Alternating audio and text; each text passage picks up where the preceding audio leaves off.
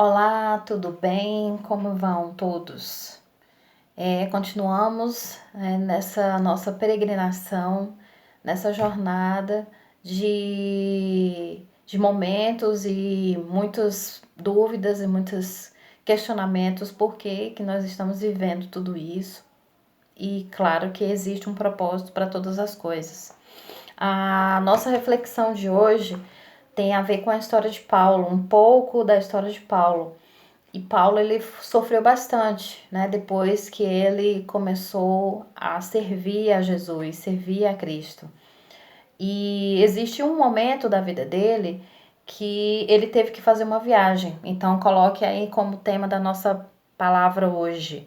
Essa pausa tem um propósito. Essa pausa tem um propósito.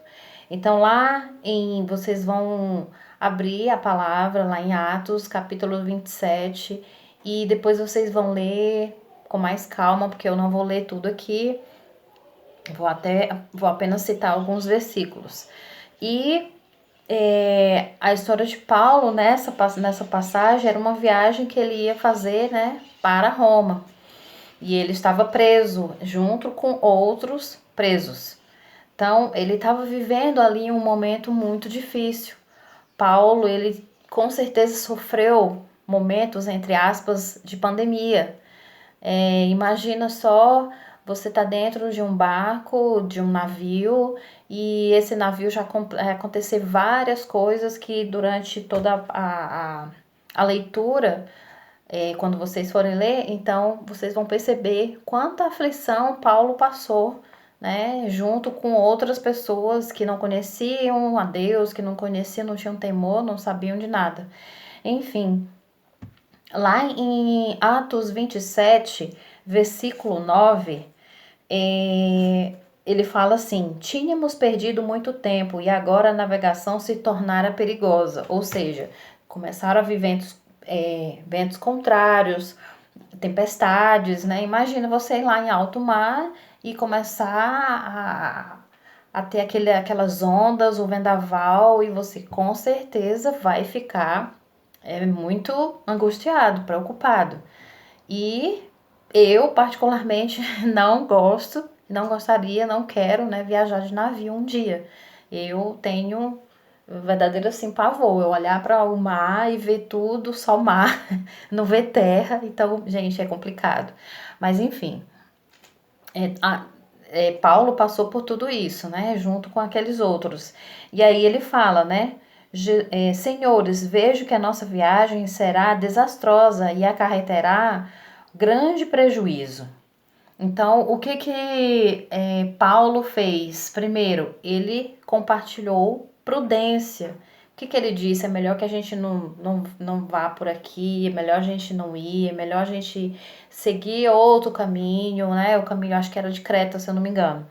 Então, mas mesmo assim, a pessoa que Paulo advertiu, preferiu ouvir, né, o piloto lá daquele barco, do navio, e prosseguiu. E foi isso que aconteceu, né?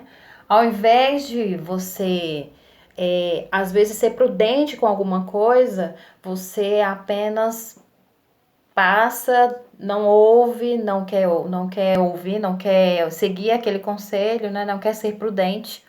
E aí o que fala? Nós temos que ser prudentes. Por exemplo, esse momento de pandemia, você não vai sair por aí andando como se nada estivesse acontecendo, né? Nós temos que ser prudentes, nós temos que nos cuidar, cuidar do nosso corpo, nós temos que sim cuidar da nossa saúde, usar máscara, enfim, tudo isso que a gente já sabe, não precisa da gente falar. Então, isso é ser prudente, isso não é falta de fé, porque a pessoa que ela tem fé, ela age com prudência. A pessoa que é pessimista é diferente. A pessoa que é pessimista, ela fala que vai dar tudo errado, que não vai dar certo, que a empresa ela vai falir, que vai faltar dinheiro, que vai faltar isso. E muito pelo contrário, Paulo e nós devemos pegar todo esse momento e economizar. A gente está sendo nós estamos aprendendo muito até financeiramente, a usar o nosso dinheiro, né? O que nós temos, às vezes a gente gastava com umas coisas que não precisava gastar. Então, tudo tem propósito. Lembra do tema? Essa pausa tem um propósito. Então, Paulo, ele primeiro foi prudente, tá? Em segundo lugar, Paulo, ele, depois da prudência, ele comunicou esperança. Onde que diz isso? Lá em Atos 27, 21. Visto que os homens tinham passado por muito tempo sem comer, Paulo levantou-se diante deles e disse: os senhores deviam ter aceitado o meu conselho de não partir de Creta, ou seja, como eu falei lá no início, né? Ele falou que não era para sair lá de Creta. Então ele falou, e continuando, pois assim teriam evitado esse dano e prejuízo. Então ele, lá no início, como eu falei, ele falou assim: melhor que a gente não vá, melhor que a gente fique, melhor que deixa esse tempo passar, não é momento. Mais ou menos assim, colocando na nossa linguagem de hoje. Mas aí ele advertiu, ninguém escutou, e aí agora na segunda parte ele comunicou a esperança. De que forma? Ele termina aqui. Mas agora recomendo-lhes que tenham coragem, pois nenhum de vocês perderá a vida, apenas o navio será destruído. Imagina na cabeça das pessoas o que aconteceu. Como assim o navio vai ser destruído? Eu preciso do navio para poder chegar em terra firme, não é verdade? Eu preciso do navio para chegar naquele destino. E aí Paulo simplesmente fala que o navio vai ser destruído, mas ninguém vai morrer, ele fala, né? Então é assim, é muita fé e muita ousadia e saber que Deus ele age. Mas Deus visitou ele um dia antes, à noite. A Bíblia fala e relata nesse capítulo, depois vocês dão uma olhada, que um anjo do Senhor apareceu para Paulo e falou que ia acontecer tudo isso, mas que o propósito era chegar lá naquela cidade, na ilha de Malta. Então, assim, Deus prometeu, Deus cumpriu, Deus honra e Deus cumpre com a sua palavra. Então nós devemos nos agarrar na promessa de Deus, nós devemos confiar na promessa de Deus, e essa é a terceira parte da palavra que eu quero dizer. Paulo confiou na promessa. Lá no versículo 23, ele falou: pois ontem à noite apareceu-me um anjo do Deus a quem pertenço e quem adoro, dizendo, né? Paulo, não tenha medo, é preciso que você compareça perante César. Deus, por sua graça, deu-lhe a vida de todos os que estão navegando com você. Então Deus teve misericórdia daquele povo todo, né? Porque porque Deus queria fazer com que o Paulo se encontrasse com César. Então ele chegou, né? Ele saiu, ele entrou naquele barco preso. Mas olha só o restante da história.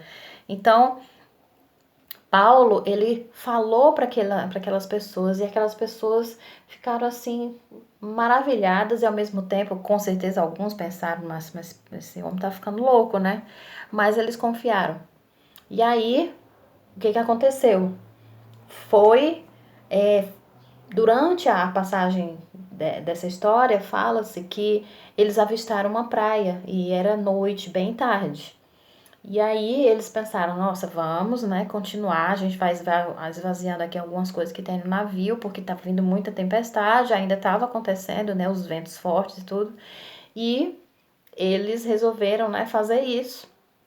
E conta a história que eles estavam até sem comer, né, por 14 dias, enfim, isso não vem ao caso. Mas o que eu quero dizer a vocês é que quando eles avistaram aquela praia, eles começaram a fazer retirar, né, os alimentos e tudo. Simplesmente o navio, ele bateu, como que se fala? Ele caiu, ele empancou, não é essa palavra que eu quero dizer, mas ele, tipo, parou porque ele não tinha mais como ir nem voltar, porque ele tava na areia. Ele ficou preso na areia, o navio. Agora você imagina, né? As pessoas vendo uma praia, meio distante, mas viram. E aí o barco parou. O navio resolveu parar, gente. E aí as pessoas disseram, meu Deus, e agora? O que vai acontecer? Eu preciso do barco, preciso do navio para chegar lá naquela praia ali, naquele lugar em terra firme, né? E simplesmente aqueles ventos vieram e ficou muito pior a situação deles.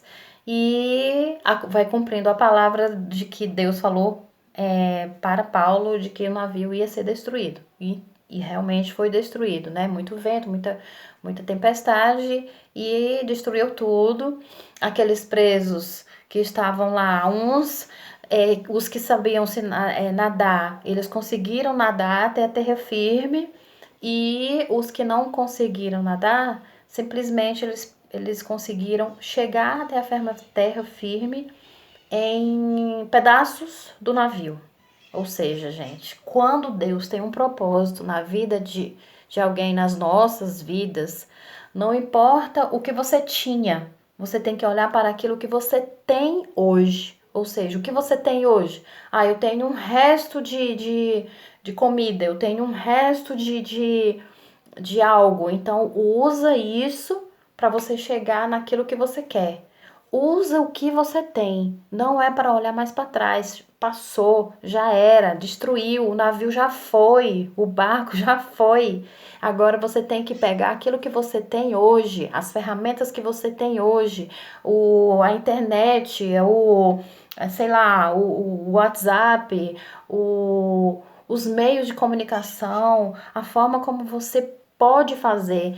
Todos nós estamos nos reinventando, e lá na frente você pode ter certeza que Deus, ele já está lá esperando a gente com uma bandeira assim de vitória, e com certeza que nós possamos sim estar transformados, ser pessoas melhores quando chegar lá naquela terra firme, no lugar que Deus queria que você estivesse, que nós estivéssemos melhores do que nós estamos hoje. Que tudo isso que a gente está passando seja para justamente o que eu falei aqui, que tem um propósito tudo isso. Por que nós estamos parados, entre aspas? Porque tem um propósito. Deus, ele está nos chamando a atenção.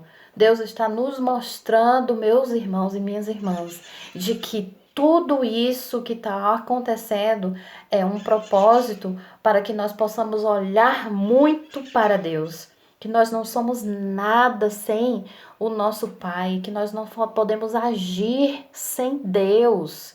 Nós não podemos dar um passo à frente se Deus não estiver com a gente.